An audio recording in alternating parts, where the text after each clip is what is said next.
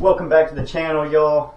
Today we're going to be waterproofing, getting all the membrane in all the corners, waterproofing everything, and then going straight into tile today. If you like what you've been seeing, please like, subscribe to the channel, comment down below, let me know what you like, don't like, whether you like more time lapses or video, and that'll kind of change how I make my videos. I'm new at this, so let me know what you like, and I'll try to accommodate as best I can. So I'll go into a time lapse with this and get everything all waterproofed up. Alright, so I just set this into some mortar. Just want to make sure that it's in there and is completely plumb. It is that way. Needs to go down a little bit on this side. Okay, let's see, a little bit more. Okay, perfect and perfect. Now I'm gonna spread that out over top a little bit. Get down any of the high spots.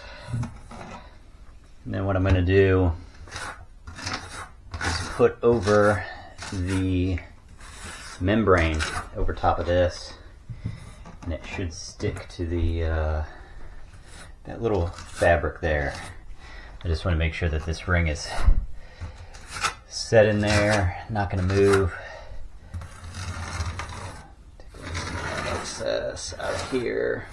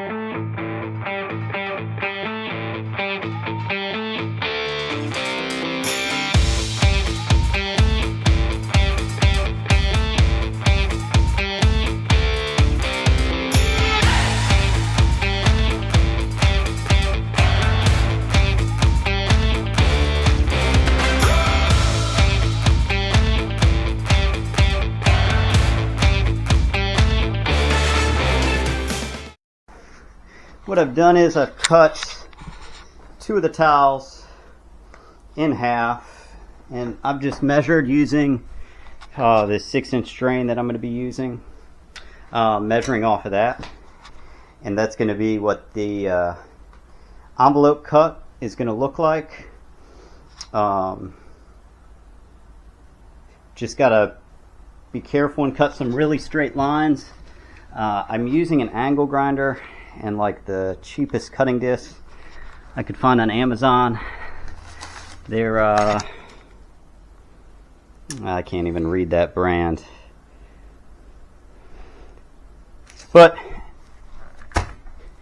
cuts a really nice narrow gap. So I'll get these cut out and then test fit it in the pan and show you guys what this looks like. So here is how the envelope cup came out.